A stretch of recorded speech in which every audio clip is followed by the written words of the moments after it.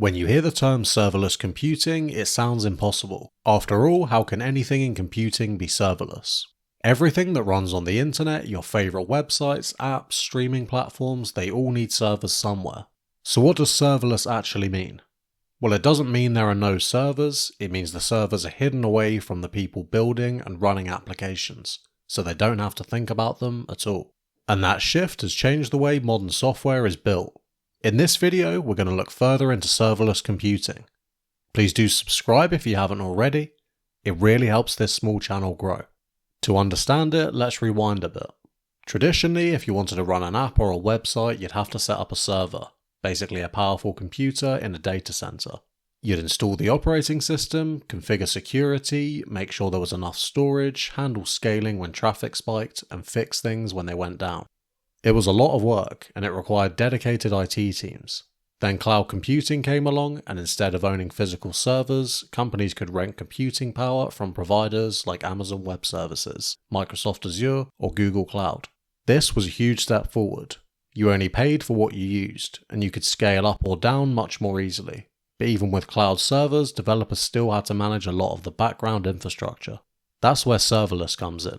The idea is simple. Instead of renting and managing servers yourself, you just write the code you want to run, upload it, and the cloud provider takes care of everything else. You don't worry about servers, scaling, or maintenance, it's all hidden away behind the scenes. In the industry, this is sometimes called functions as a service, or FaaS for short. You write a function, say a piece of code that resizes an image, processes a payment, or sends a notification, and the provider runs it only when it's needed. When the function isn't being used, it doesn't consume resources, and you don't pay for it. The most famous example of this is AWS Lambda, which Amazon launched in 2014. It was a game changer. Instead of spinning up an entire server, developers could just write tiny snippets of code that automatically executed in response to events. Maybe a new file was uploaded to cloud storage, maybe a user clicked a button, or maybe a database entry changed. Lambda would run your function for a fraction of a second, do the job, and then shut down. You'd only be billed for the milliseconds of computing power you actually used. That's a very different model from traditional cloud hosting. In server-based systems, you're often paying for uptime. You rent a virtual machine and it's sitting there 24/7, and you're paying for it, even if your app only has bursts of activity.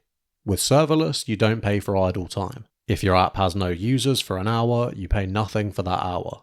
But if 1 million users suddenly show up, your code scales automatically, running in parallel across however many machines are needed, without you lifting a finger. This flexibility is one of the biggest appeals. And it's not just Amazon. Microsoft has Azure functions, Google has cloud functions, and other platforms like Cloudflare Workers or Netlify functions are making serverless available even at the edge of the internet. Each service works a little differently, but the core idea is the same. Developers focus purely on logic and functionality, while the messy infrastructure is handled by someone else. So what does this actually mean in practice? Let's take an example. Imagine you're building an app that lets people upload profile pictures. Normally, you need a server that accepts the upload, processes the image, maybe resizes it, stores it, and then returns it. With serverless, you can write a function that runs every time an image is uploaded to your cloud storage. That function resizes the image, saves it in the right place, and then shuts down instantly. You don't have to run or rent a full-time server just for that one task. Another common use is APIs. Lots of modern apps need back-end endpoints. Think things like login, get my shopping cart, or send me my notifications. With serverless, each endpoint can be a small function. When a request comes in, the function runs, delivers the response, and stops. No servers constantly waiting in the background. The benefits are clear. Cost savings because you only pay for what you use, scalability because the cloud provider handles surges automatically, and simplicity because developers can focus on writing code instead of babysitting servers. It's especially powerful for startups and small teams who want to build fast without worrying about infrastructure. But serverless computing isn't perfect. One drawback is what's called cold start latency. If a function hasn't been run in a while, spinning it up can take a second or two. For most cases, that's fine, but for real-time applications like gaming or trading, those delays can be a problem. Another issue is vendor lock-in. Once you build your app using AWS Lambda or Google Functions, moving it to another platform isn't always easy, since each provider has its own quirks. There's also the fact that these services work best for short event-driven tasks. If you need a process that runs continuously for hours, serverless isn't ideal. You'd probably be better off with traditional cloud servers. Security is another interesting angle. On the one hand, serverless reduces some risks because your provider handles patching and infrastructure. On the other, you're trusting a third party with your code execution, and debugging can be tricky when your app is spread across dozens or hundreds of small functions. Despite those limitations, adoption has skyrocketed. Serverless has become the backbone of many modern apps, especially in e-commerce, social platforms, and the Internet of Things. Think about real-time notifications, payment processing, recommendation engines. All of these can be handled efficiently with serverless functions. Even machine learning workloads are starting to go serverless, with functions that can quickly spin up to analyze data and then shut down.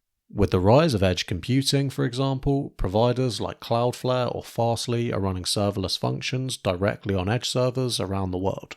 That means code executes closer to the user, reducing latency.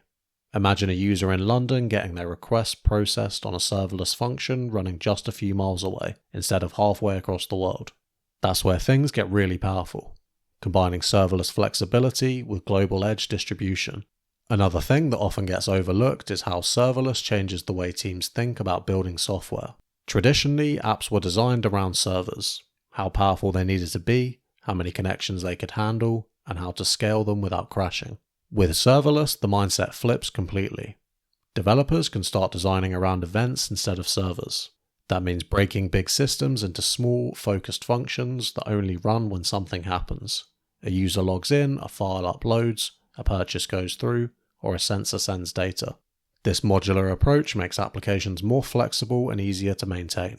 If one function fails, it doesn't take the whole system down.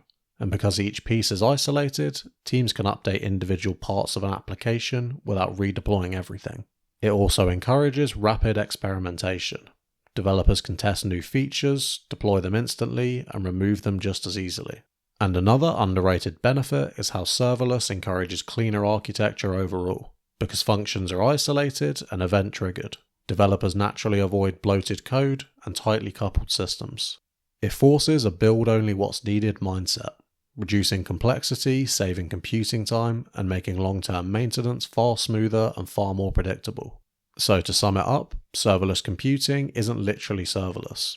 It's about hiding servers from view so developers can focus purely on building features. It's pay-as-you-go, event-driven, and automatically scalable. It's not the right tool for every job, but when it fits, it can cut costs, speed up development, and unlock massive scalability. Do you think we'll see serverless computing continue to rise in popularity, or will traditional cloud computing remain the go-to? Let me know down in the comments, and please do subscribe if you've enjoyed this video, and thanks for watching.